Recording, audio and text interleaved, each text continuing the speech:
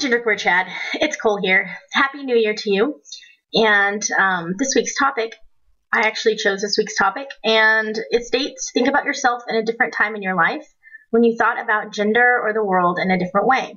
What are your thoughts on gender? What were your thoughts on gender? Misconceptions. What would your past self think of the current you? What would you think about your past self knowing what you do now about gender and the binary world we live in?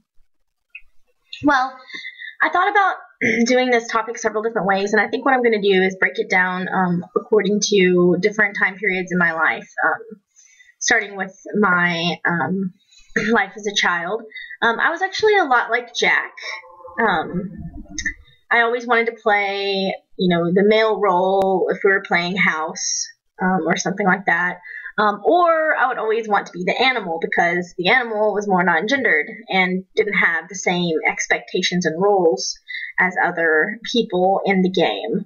I never really related to binary things when I was a child, such as Barbies or on either extreme, really. Although I was definitely more of a little boy at that time.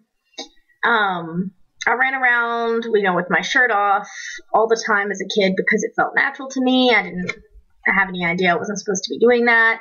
I often retreated into sort of my own head, my own imaginary world. I was an only child, so it was hard for me to relate to other kids. I don't know if that was a direct connection with being genderqueer. I think it had some to do with it. I think that I definitely dressed in boys' clothes when I was little, except when my mom forced me into dresses for church and stuff. But when I was, really young, I was, considered coined a tomboy for my family. But really, I was just genderqueer all along. But I was a bit of a loner, and I think some of it was because I was genderqueer.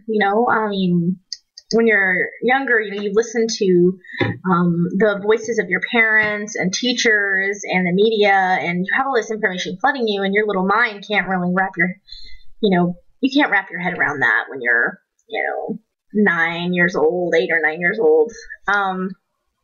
So at the time, I think I was a little bit young to be thinking about gender in terms of a binary system. But I definitely have always had these gender issues, and I've always been genderqueer. I think if my child self met me now, I think that I would have been intrigued. I was kind of a people watcher as a child. I was always interested in older people who were different from me. I think it's because, I didn't really fit in with people my age. I don't think at this time in my life, between let's say 5 and 12, I would have been able to talk about, trans or genderqueer issues, just simply because I just don't think it was in my realm of thinking at the time. I just had no reference for that type of conversation. So I think that I would have been really confused and not been able to really have a conversation about that yet at that time. I was a late bloomer. I always have been. I guess the next big chunk of my life would have been adolescence, which we'll say was like between 12 and 17. And this is when I thought about gender in the most binary sense that I ever have in my life. I was very into religion at the time because of my upbringing and my, where I was raised. And that type of thinking taught me that gender was important. It was important to live your gender daily. And as well as thinking about gender in terms of long-term goals, I thought that to be a woman, an acceptable woman, I needed to change the way that I naturally, my natural traits, my natural mannerisms, and try to feminize those as much as possible to be able to be accepted and to feel a sense of belonging to my church family at the time. And of course, at the time, I've always been romantic. I've always wanted love in my life. And, now I know, even sometimes maybe an overabundance of love is what my downfall is, I think. But because of this trait that I have, I've always wanted to find, people to love, people in my life that love me in a romantic way. And I was told growing up in my adolescent years from the church that in order to be able to do that, I really needed to sort of emulate characteristics of femininity to attract a mate. And of course, I know that that's completely wrong now, but at the time, that's what I was given as information, and I believed it because I trusted the people that, people that were telling me these things. They were people that I felt had my best interest at heart, when really maybe they didn't. Maybe they, I don't think that they meant to hurt me in any way, but, it was traumatic at the time to go through that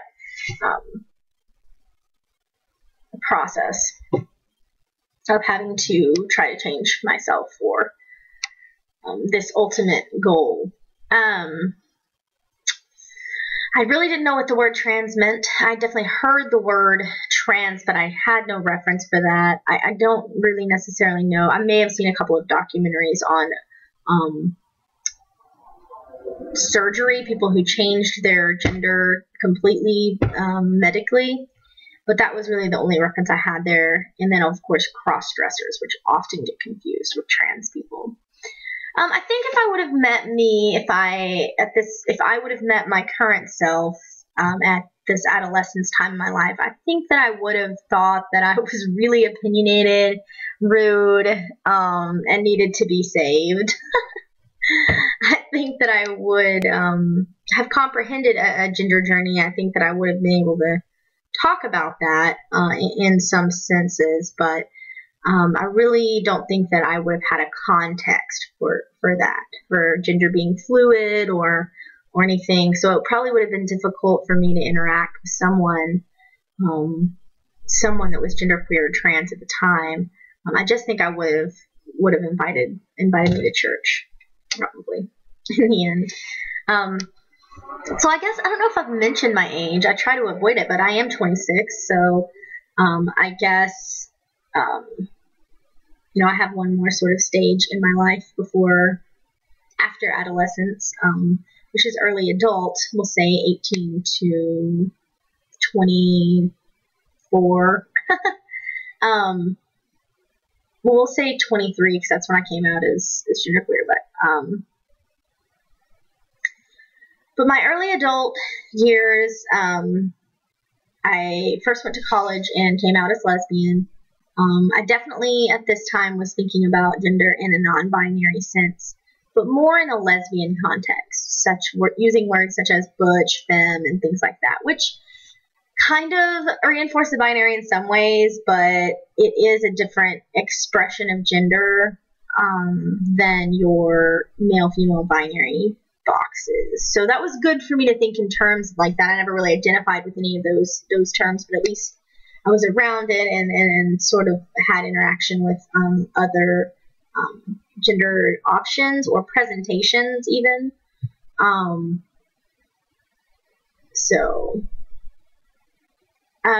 This was about, I guess, 7 to 8 years ago that I came out as a lesbian at the time, and I think that if I would have met me now when I was going through this coming out process, I would have been surprised at myself now, mainly because of sexual orientation issues that I have now, or not issues, but sexual orientation interests that I have now. I worked so hard coming out. It was a really harsh coming out, and as I've stated in other videos, I won't go into that. You can look back on some other videos and look at that. But now I identify as pan-romantic, which isn't as